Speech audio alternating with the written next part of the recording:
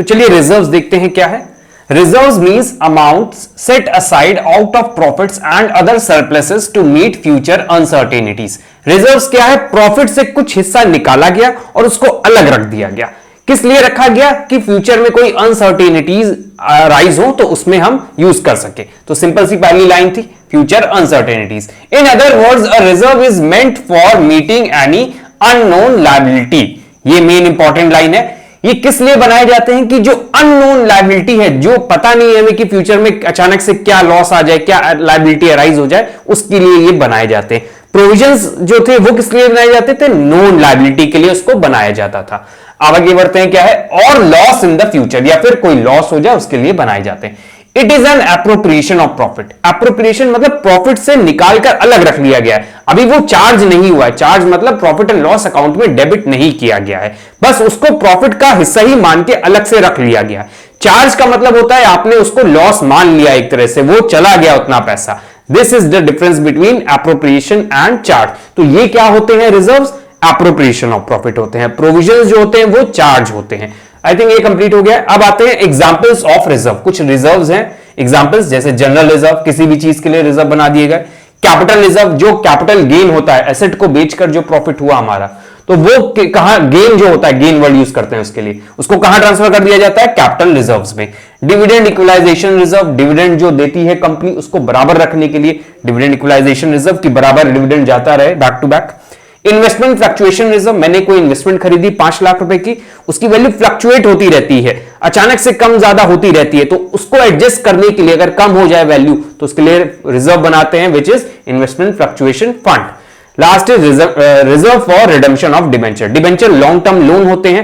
10 साल के मैंने लोन लिया है डिबेंचर के फॉर्म में, तो 10 साल बाद तो पैसा लौटाना है ना, तो हम क्या करते हैं? हर साल, हर 10 ईयर्स, एक साल तक, पूरे 10 इयर्स का जो लोन है उसमें एक पहले ईयर से ही हम कुछ पैसा प्रॉफिट का अलग निकालते रहेंगे और इस रिजर्व में सेट असाइड करते रहेंगे, तो जिससे 10th ईयर में पूरा पैसा डिवेंचर का आ जाएगा जो पे कर दिया जाएगा। तो ये तो हो गए रिजर्व्स और कुछ एग्जांपल। इंपॉर्टेंस ऑफ रिजर्व या पर्पस ऑफ रिजर्व, रिजर्व क्यों बनाया जाता है वो भी देख लेते हैं।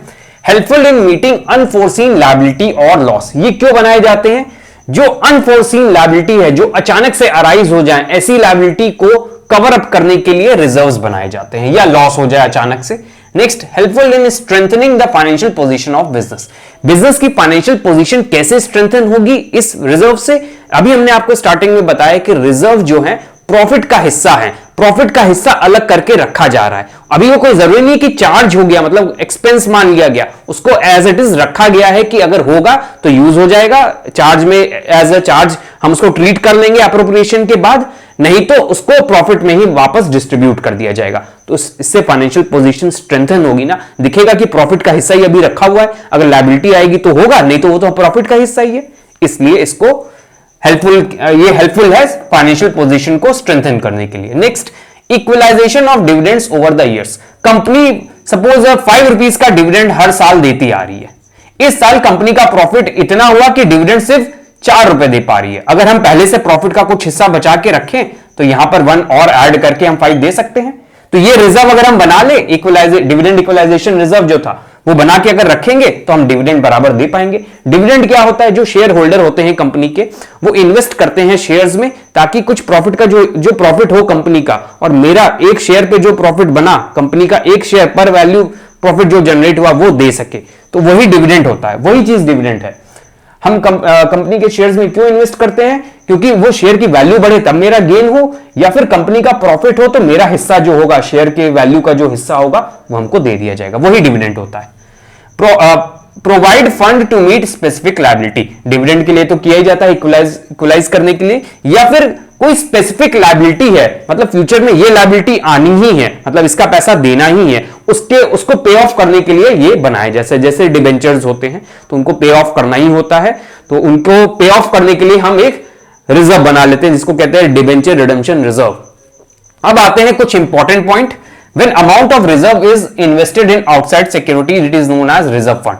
मैंने क्या किया? अपना रिजर्व का हिस्सा, सपोज मैंने 50 लाख का रिजर्व बनाया और उसी 50 लाख को लायबिलिटी, रिजर्व लायबिलिटी होती है, उसी को मैंने इन्वेस्ट कर दिया कहीं पर बाहर, अपने बिजनेस के बाहर कहीं सिक्योरिटीज में इन्वेस्ट कर दिया, तो वो रिजर्व नहीं कहलाएगा, उसको हम रिजर्व फंड नेम दे देंगे, वो फंड है।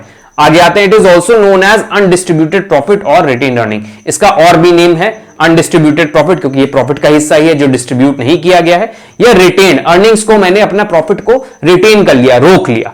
तो ये तो हो गया पूरा हमारा जो कॉन्सेप्ट था रिजर्व का वो कंप्लीट।